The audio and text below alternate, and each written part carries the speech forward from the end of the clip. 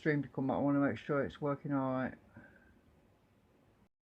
on my computer. I noticed earlier it kept dropping me. It kept dropping frames in a few.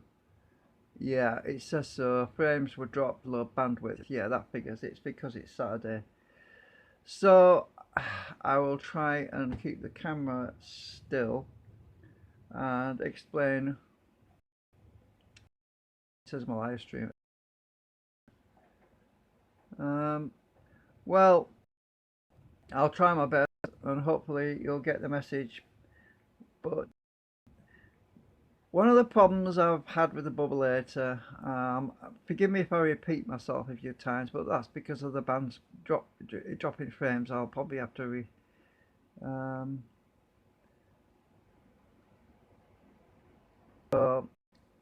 now, one of the issues with the Bubbleator is my rotors. Because of them being so large, there's an awful lot of drag on the air, on friction with the air, and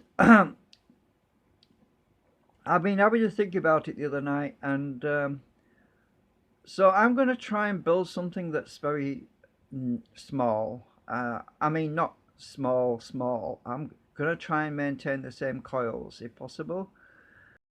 But I want to get the diameter of the magnets on a cylinder, in a cylinder format, so that, well, let's just look at this motor for example, and have the cylinder moving and have the coils on the outside instead of on the edges, because I want to keep air friction down. So when I get a chance, I'm going to start to do a redesign. I'm going to do a new model.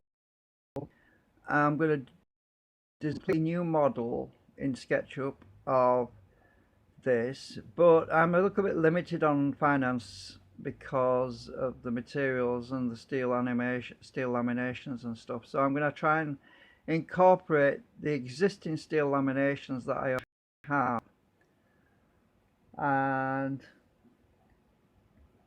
basically take it from there. So money is always the problem. Trying to do development work when your money is tight is very, very difficult. So because I must have spent thousands in the last 5 years on these projects. I mean, it all costs money. I mean, some of the laminations I had cut for the previous builds I did, and each batch of those was something in the region of £60 to 80 quid. One batch was £130 in money, that is. So 130 quid, however you want to call it. But it costs money, and I don't have money coming, so bear with me. It's a hobby. It's something I enjoy doing, but at the same time, it costs money, and it's got to go on the back burner sometimes when there's no money there for it. So anyway, so that's what I'm planning on doing with my generator project. I'm going to try and reduce the air friction by using a smaller cylinder and use less magnets. So instead of having a whole bunch of magnets on a large drum, I'm going to try and limit the magnets down to say 3 or 4, and it'll simplify a lot of the design work. It'll cut the cost down as well, and then I'm going to have it mounted along this drum in a line and try and do it that way, basically. Anyway, let's get something arrived in the mail today, and back to my turbine system. I took the belt off and I forgot. So I'm going to stay there for now, but I'm going to drive it with a mini drill. I'll explain what arrived in the mail, and it's going to be a damn sight quieter. Now let's see what happens. I've got it on my inverter at the moment, so I'm not going to. This drill is going to be running on my inverter, so I can see how much current I'm using. My current power consumption on my meter is showing 720 milliamps. Oh, my wires are all tangled up here. Hang on a minute. Right, the current consumption is 720 milliamps, and that's the consumption of this phone that I'm live streaming on, and the inverter, which is power, but the drill's not turned on right now. So I'm going to turn this drill on. It runs at 12 volts, and it's rated at 500 milliamps, so it's probably going to go up a bit. And we're going to see how much quieter this is now that it's got new bearings, and I've got my turbines on the end. Question is, can it turn the turbines? Well, I'm going to find out with the mini. It doesn't do it with this motor. This motor can't go fast enough. So let's turn it on and see what happens. Isn't that quiet? It's gone up to 2.23 amps. Is it turning the turbine? Let's give it a little bit of help. Let's see. No, I've drawn a blue line on there. No, it's not turning yet. I need more blades in there, more turbines in there. I did say before it needs to be at least 2 feet long. So we don't have enough. Well, listen how quiet it is. That is so much quieter with the new bearings. It really is very quiet. Which is amazing, actually. This end's not going, but it's blowing air out. I can feel the air coming out. So, yeah. Basically, I need to, when I get more 3D print material, because I've got to order some more. When I get more material, I'm going to be 3D printing some more turbines, because we've only got 3 in there at the moment. I need at least, let's see, about 9 or 10 turbines in there, and I've only got 3 in at the moment, so we can't expect too much. Sorry about the poor lighting, but it's daylight outside and I don't want to put electric lights on when it's daylight. So yeah, but that's so quiet, which is good. So anyway, as I say, a few updates really. I'm waiting for 3D print material to arrive. As I say, I've got to repeat myself because I'm not sure if I've dropped out on the live stream.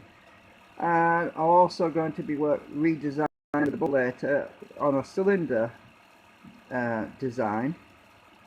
And I'll be using newer bearings for that. And it'll be more efficient because I'll have less wind resistance. So I'm going to completely redo it all. And I am going to be trying to use the same horse mounted around the cylinder drum, but it's going to be a bit of a challenge to get that to work, but I'm going to see what I can do anyway. So we haven't given up, not yet. There's all sorts of things I can do, and it's nice to have variety. It's nice to be able to do one or 2 projects and not just one, because when one gets kind of stuck, you know, and you kind of run out of ideas, you can work on something different and yeah, have kind of some inspiration from other things. I'll plug that directly in the mains, that power supply, actually, because it was only rated at half an amp, so I assume, well, that's probably because the power conversion ratio or something, I don't know, but anyway, drill's running cool actually right now. It's not going to full speed really. But we should be ready for a bit. Let's see. Hang on a minute. Take the charge lead out. Right, I'm just going to switch over to the other camera.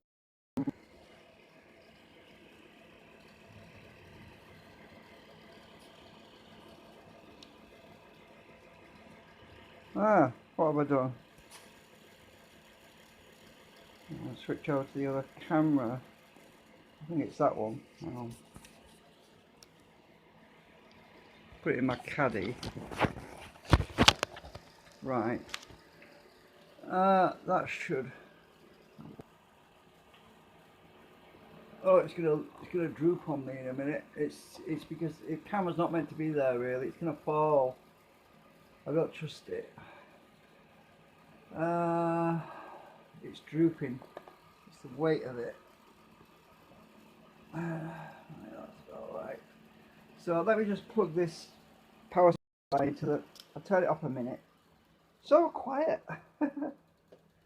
Let's plug it directly into the mains. and see if we can get a bit more speed out of it,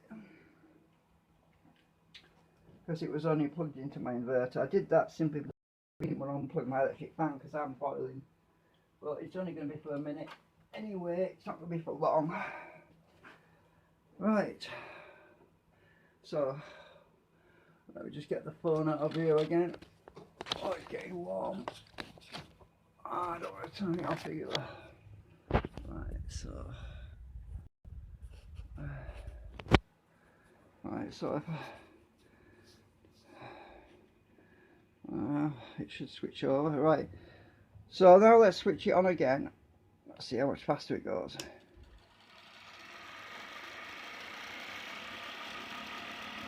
It's not much different. It's not much different. Is it turning the turbine at all? Or I'll just give it a helping hand. A bit longer than it normally would, but yeah, I need more turbines in there. There's a blue line just on there. I'll just spin it with my hand now. Let's see how long it goes for before it stops. Well, it's out of focus. Get the focus. Right, let's turn it again.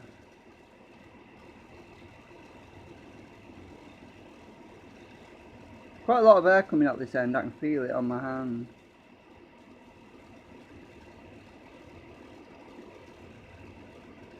Yeah, so I'm shaking. Trembly hands, I'm getting old. Okay, so that's where we are at the moment.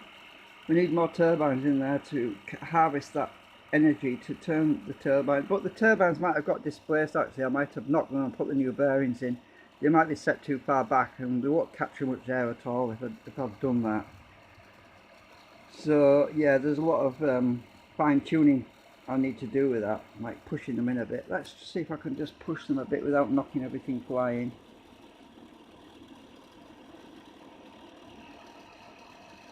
Interesting, actually. When I push them in, they just seem to pull a bit more. When I push the end with my finger, it does seem to want to turn more easily. Actually, there's a bit of friction there though.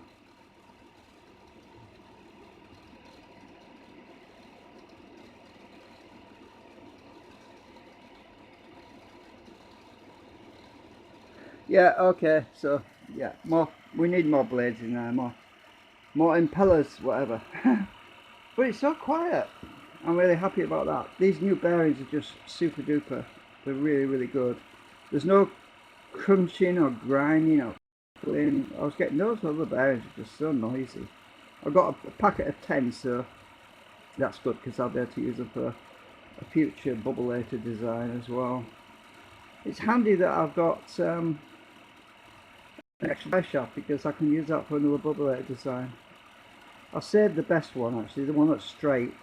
I haven't used that one. This one's had a slight bend in it, but I cut the end off. That's why I've got little pieces of dry shaft lying around. It was just, I think it was when they were cutting the end off, they must have bent it a bit to snap it off, and they bent the barb a bit, the idiots. Anyway, never mind. At least these work. Doing a good job. So that's it for now.